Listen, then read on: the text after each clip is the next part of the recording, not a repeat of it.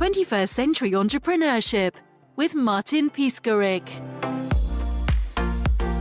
Why battery metals industry, Anthony? Well, look, we're sitting here and, what is the one thing that every person to ever live has in common? They were born and they died on this earth. And, I think we are now at an awareness and at an inflection point where we realize we have to do something about pollution.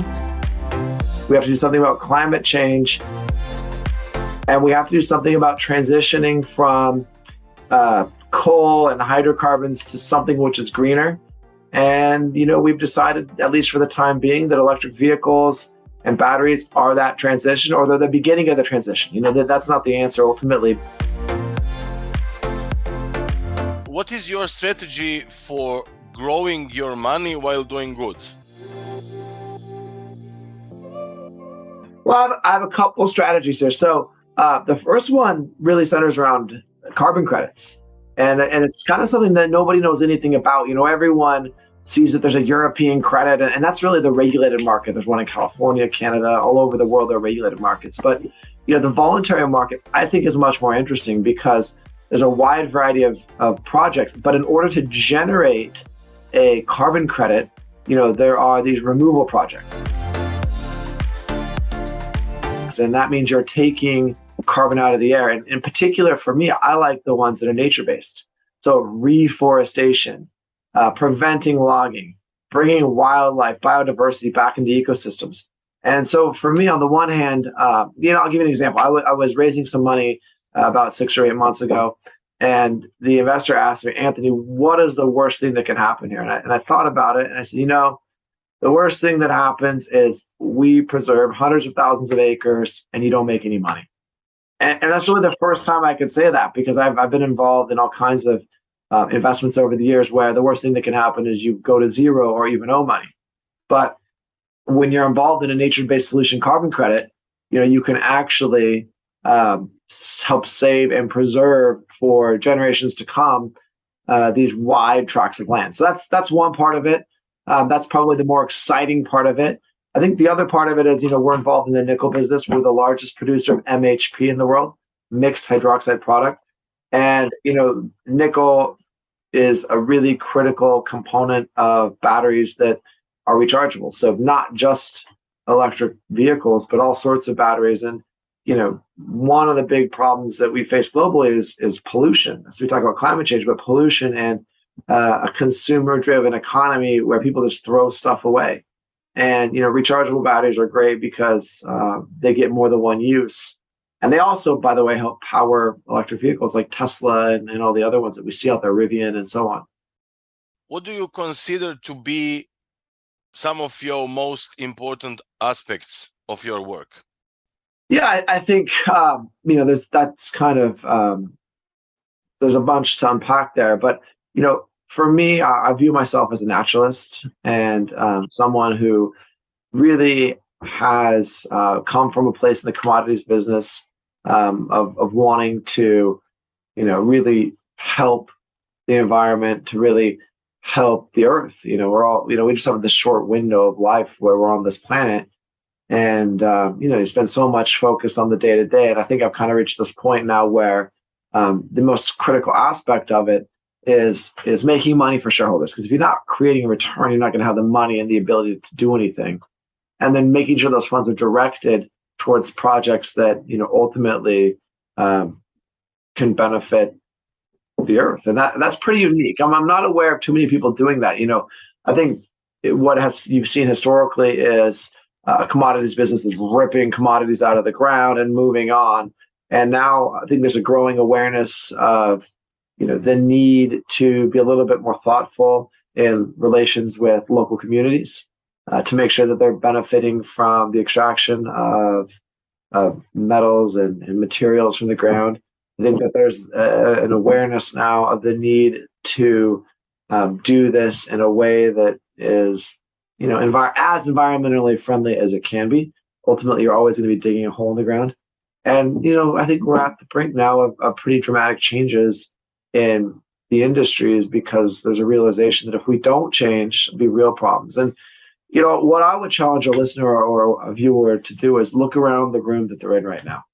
And literally as I look around, every single thing that I see is either mined or grown.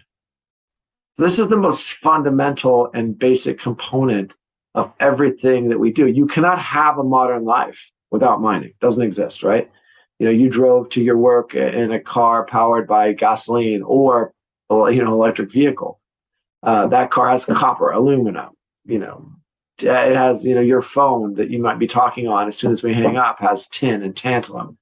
So all these things are mined or grown, and I think the conversation is now changing, and we're getting to a point where we acknowledge that this has to happen. But how can we do it in a way that is more inclusive to stakeholders, a way that is potentially better in the long run for the environment, and so on? What do you think is the key to success when it comes to investing in that specific area? Well, I just tell you in general, my first rule is don't fight the tape. If you look around right now, you have these huge geopolitical shocks with Russia and China, Ukraine. And so, I think that there are times when you're best off doing nothing. Because, okay, we're always going to be able to read about the guy or girl that got in at the bottom and made, but that's not the average. That's not the average person. So I think first and foremost, I would say you don't have to do anything sometimes, which is important. And then I think next you need to determine your time horizon. If your time horizon is 6 weeks, that's one thing. If it's 10 years, that's another thing. And then I think you need to take an approach, a basket approach. So in the case of our sector, for instance, if you said, I believe in the electric vehicle revolution, if that's something that you believe in, I wouldn't go and buy a single stock. I would go and I would put together a basket of copper producers, nickel producers, maybe some lithium producers. So I'd have a basket of names. And then, something that I think a lot of people I talk to need to think more about is diversification across market cap. And, a lot of times people say, oh, look, I'm all in on this name. And I ask them about the name. I look it up and it has a $20 million market cap. And this is crazy. You should never, in my view, go all in unless it doesn't matter to your overall personal financial situation. That's something different. But if you're talking about your retirement, for instance, it's critical that you consider liquidity and the nature of the microcap stocks. So if you liked nickel, for instance, or if you like copper, for instance, it would make sense to even own a basket of copper names that might include some earlier stage companies where you could have a 10 or 20 bagger, but it most certainly should also include some very large liquid names that you could buy and sell any day of the week. One of the things about these resource companies that people don't often think about is something in the financial world we call theta, which is time decay. So if an option, the theta is that over time it becomes worth less money. A 10-year option, hypothetically, is worth more than a 1-year option because you have 9 years, right? Well, in a lot of ways, these resource companies are like options, long-dated options with theta. And the reason I say that is because a lot of the microcap stocks have to continually raise money, diluting down the shareholders. And there's nothing wrong with that. That's part of the game. But if you are buying copper for the sake of copper, that theta over time is going to slowly deplete your investment in a microcap stock unless they hit. And so, my advice is really to consider buying baskets of stocks, portfolios of stocks. If you want the broader energy transition, you're going to include, the nickel, the cobalt, the copper, the lithium. Maybe even, by the way, you include some electric vehicle component makers, chip makers, right? Like you get the big full view. If you say specifically, I like nickel or I like copper, once again, same approach. Take a basket within the copper names and then buy a couple of the biggest, most liquid names. Don't go all in on the microcaps because I don't believe in that scenario you're actually getting the exposure you want. So it's all about managing risk. And I think, in this world, a lot of times people who are speaking to retail investors, they're really driving for the company that they're in charge of and are raising money for. And I think that's not a great service to the community. Instead, I think really as an investor, you should just think about what you're trying to achieve and diversify and construct portfolios to manage your risk. It's not about going all in, because that almost never works. It's about managing risk and making sure you identify what you want to achieve, the timeline, and how much pain you're willing to sit through, right? And which is another topic. We might all agree that copper is going to look great in 3 years. By the way, China has a big problem. It's going way lower first. Are you able to sit through those 3 years? If you're not, don't own any microcaps, man. Own the big caps that allow you to sell it on any given day, right? There's value in liquidity. And that's a really important concept that I think, just general retail investors miss that. I'll say it again. There's value in liquidity.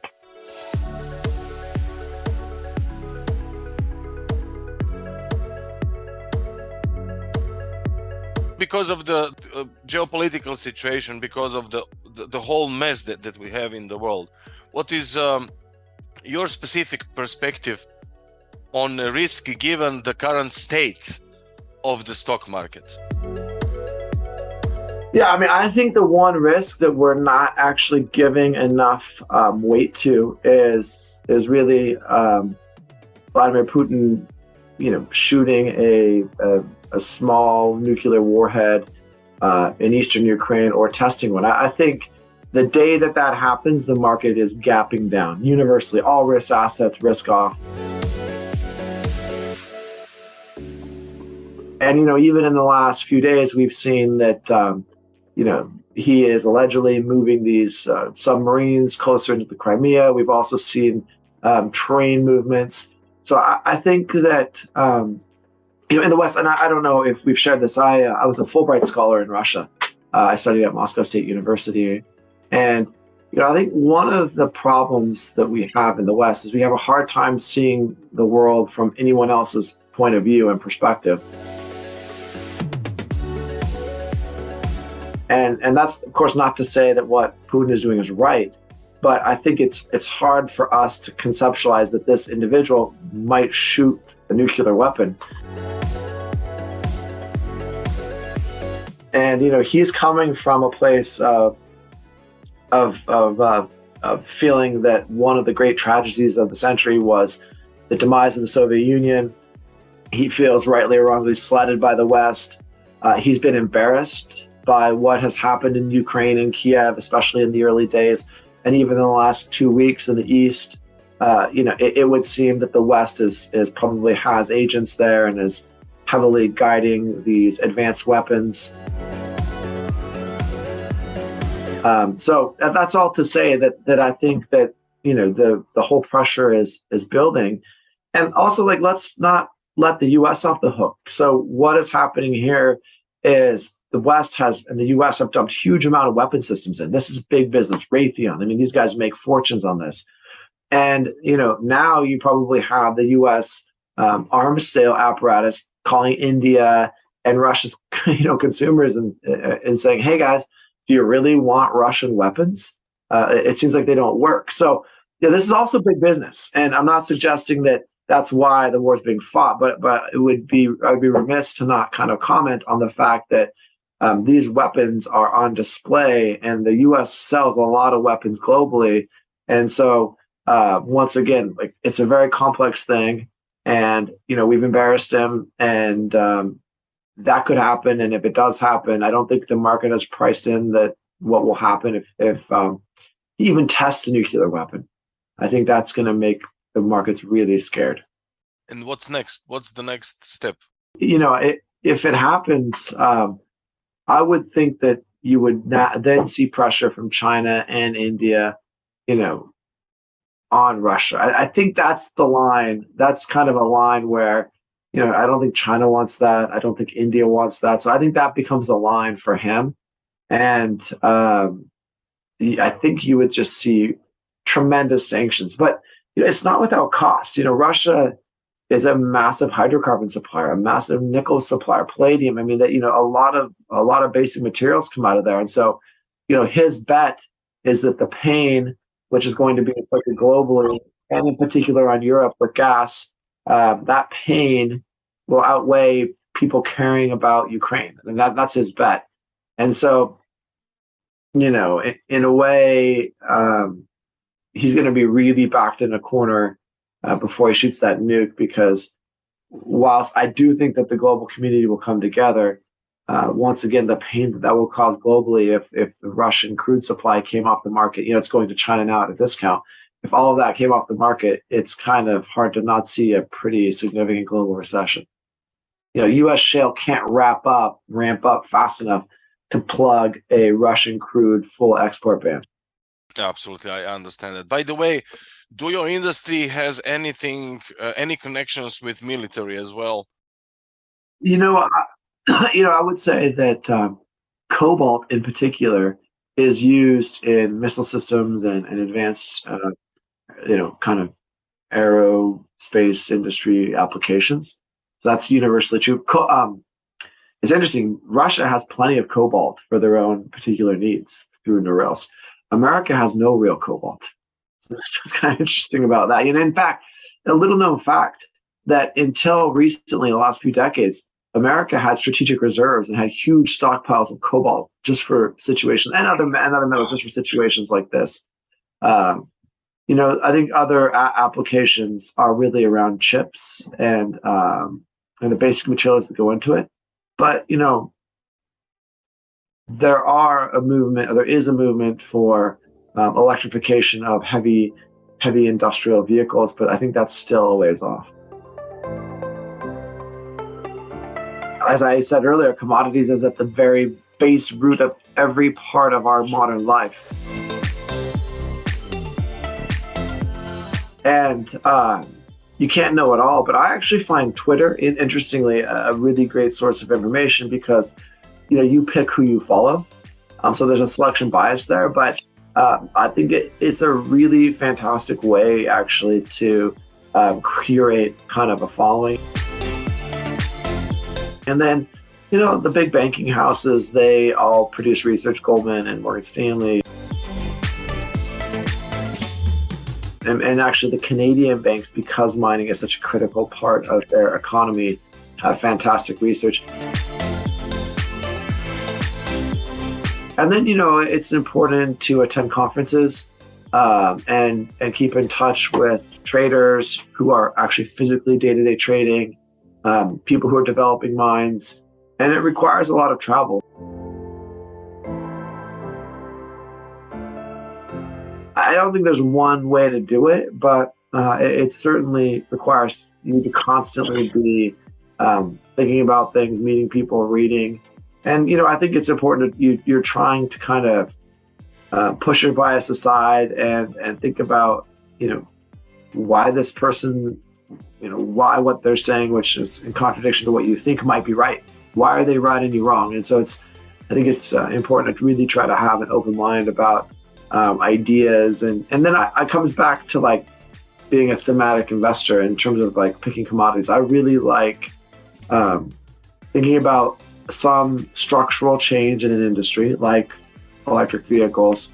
And then, because mostly the world's going to be the same, but if you have a structural change with a new demand coming in,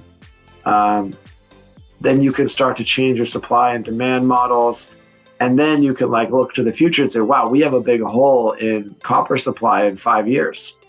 And, so I think that's interesting. So that's how I look at the world. How do you keep up with the rhythm? Do you have any specific personality traits that you think are important for keeping up with the rhythm? And what's your daily routine? Do you have any specific daily routine? Do you practice any specific sport, meditation, anything like that? Yeah, so I try to run in the morning, get up, run in the morning, and then I go on Bloomberg, look at the Wall Street Journal, the Financial Times, look at some papers in Africa, Canada. I look at Twitter to see, so I kind of look at the news flow, see what emails have come in overnight, and really kind of get up to speed before I have morning calls and start the day. And then, in the evening, I try to cycle a bit. But I would say, my true passion is the outdoors. So I love rafting and fly fishing. And you can't do that every day, but I really enjoy that, and I also enjoy skiing. What are some of the challenges you have faced in your life and in your career? Personal life, I mean, just when you travel that much, it's really challenging on personal relationships. I mean, it's if you're gone 50% of the time, that's hard. And by the way, you're not just gone, you're in the air, or you're in the air when everyone's awake, and then when you get there, everyone's asleep, and then you're jet lagged, and then when you come back, you're jet lagged. So I think that travel is a heavy burden over time, or even physically just staying in shape. It's very, my weight over the years went up and down based on my travel schedule. So I think that's one, and then I think, when I look at some of the most exciting and also some of the most kind of the biggest train wrecks that I've been involved in over the years, it comes down to investing in all these different places that have different rules. And those rules might be written or unwritten. They might be cultural. They might be legal. But when you invest across large numbers of different countries, a lot of stuff can go wrong. And I think that managing that over the years has been the source of some of the big wins and probably some of the pileups. What advice would you give to someone considering a career in mining? Is it possible to go into that kind of a career as an entrepreneur, or you need to focus to C-level to be part of a corporation? There's always opportunity to be an entrepreneur. I will say one of the big mistakes is like, you're working at your job, working 9 to 5. Well, when you become an entrepreneur, you're working, 365 days a year, 20 hours a day. So I think for some reason, there's this idea amongst some kids that I've mentored that somehow an entrepreneur is working less, and that's just not true. So I think the first thing you got to say is that if you're committed, that no one's going to care like you care for the businesses. The second one is, you're taking on risk, and there's huge rewards associated with that. But I can tell you, I've invested in lots of things over the years which have not worked.